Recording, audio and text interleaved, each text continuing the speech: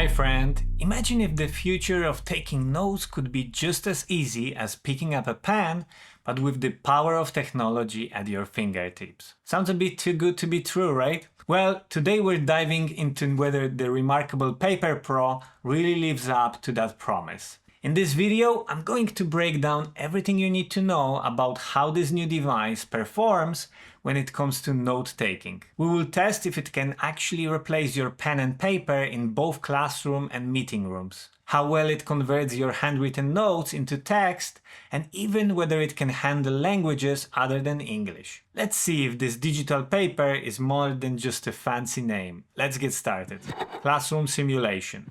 So to really see how the reMarkable Paper Pro performs in a university setting, I decided to put it to the test by writing notes during a simulated lecture. Here's what I found. First, I wrote the same lecture notes by hand on regular paper. It took me 4 minutes and 42 seconds. Then I tried the same thing on reMarkable Paper Pro.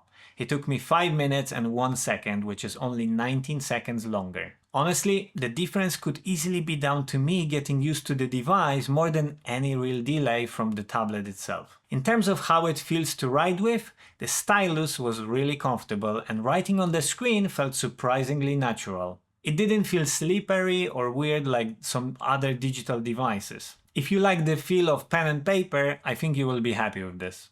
Now let's talk about the big question. How well does it convert handwriting into text? My handwriting is, let's just say, not that best. So I was expecting a lot of errors, but I was actually pleasantly surprised. The reMarkable did a pretty solid job. Out of all the text, I found only 4 mistakes. 2 of those mistakes were with the mathematical equations which it couldn't translate. So if you're writing formulas or equations, you will probably have to go back and fix those yourself.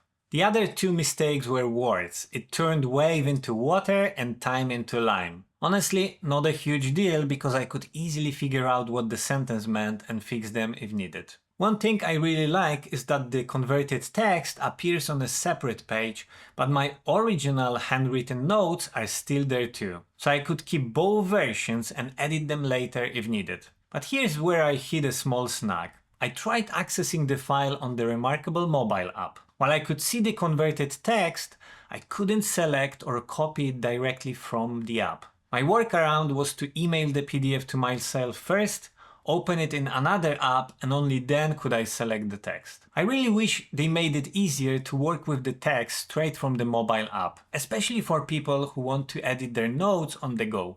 Interestingly enough, the desktop app works fine and allows you to select text. Office meeting simulation. Next, I wanted to see how the reMarkable Paper Pro would handle an office scenario, especially since there are times when you can't bring a laptop and you just need something to take quick notes. So, how did it perform? First off, I experimented with using a blue color pen instead of the default black. What I noticed was that the screen would do a slight refresh every time I wrote in blue. It wasn't a major distraction, but it did make me pause and think, should I fix this or is something wrong? On the other hand, writing in black didn't have that issue at all. So for me, black color would definitely be my go-to option to avoid the refresh. When it came to writing speed, I found that I was about 40 seconds slower on the reMarkable compared to regular paper. But to be fair, I did erase a few things while writing, which may have added to that time. Overall though, I didn't feel like I was writing slowly. The device kept up with my pace. Here's an interesting point. There are actually 2 ways to convert your handwriting to text. You can either use the Convert the Page option,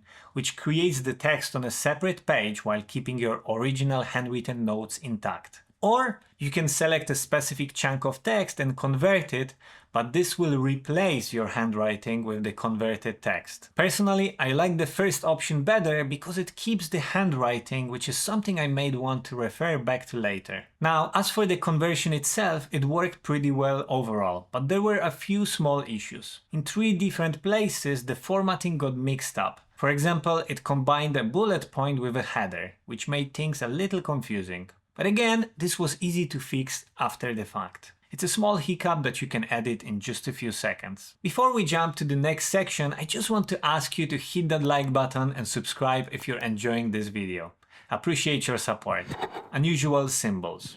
Now let's talk about how the reMarkable Paper Pro handles unusual symbols. I tested a bunch of different symbols to see what it could recognize, and here's what I found. The device did a good job with common symbols like underscores, commas, exclamation marks, and even hashtags. It also recognized shapes like triangles and squares or rectangles, which was pretty cool. Currency symbols and the equal sign work perfectly too. However, when it came to more complex mathematical symbols, it didn't do so well. So if you're planning to write out a lot of math equations, you will need to manually correct those afterwards or skip converting them completely. Converting other languages. One of the great features of the reMarkable Paper Pro is that it supports 33 different languages for handwriting conversion, which is pretty impressive. I will list the available languages on the screen for you to see. Since Polish is my native language, I decided to put it to the test. And honestly, I was really surprised by how well it worked. My handwriting isn't great, I'd say it's pretty bad, but it managed to understand and convert my notes almost perfectly. Even the unique Polish letters like on, si, ży, ci, and j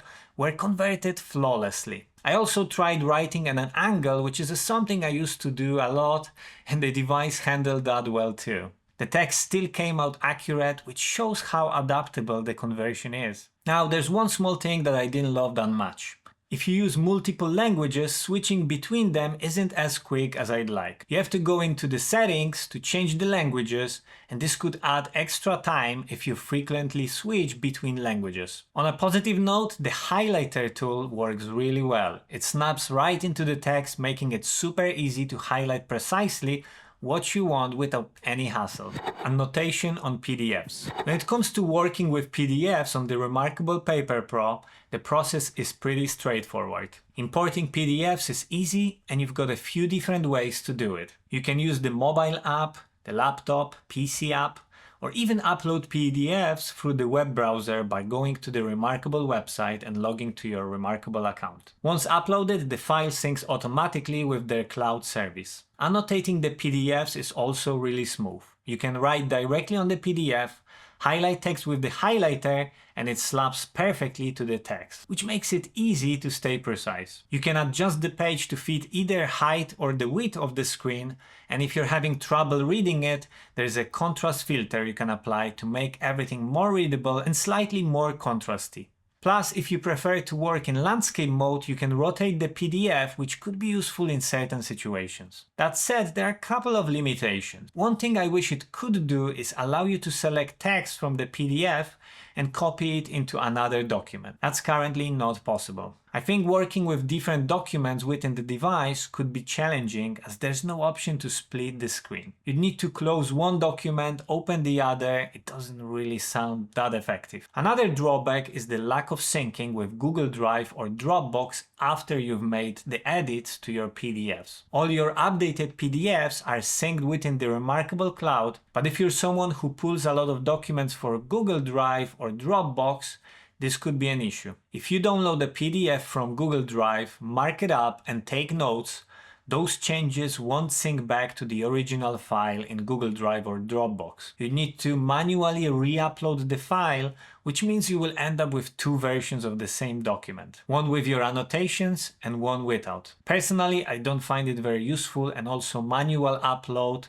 makes the whole process really challenging and time-consuming. Conclusions.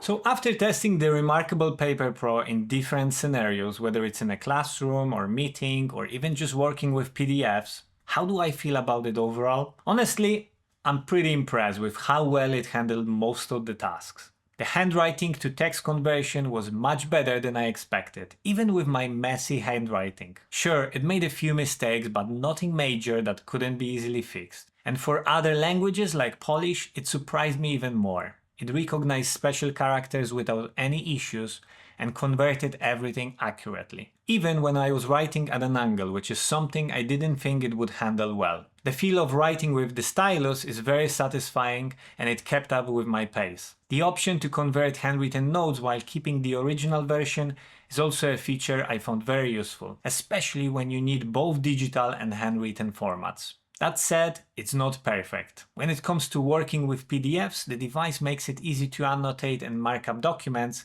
but the inability to sync back to Google Drive or Dropbox can be a bit frustrating. Performing this task manually feels clunky and adds unnecessary steps to your work. So now it's your turn. What do you think about the device? Is this something that would work for you, or do you still prefer good old-fashioned pen and paper? Let me know in the comments. I'd love to hear your thoughts. And if you found this video helpful, don't forget to give it a thumbs up and subscribe to the channel if you haven't already for more reviews similar to this. Thanks for watching, and I will see you in the next one. Bye!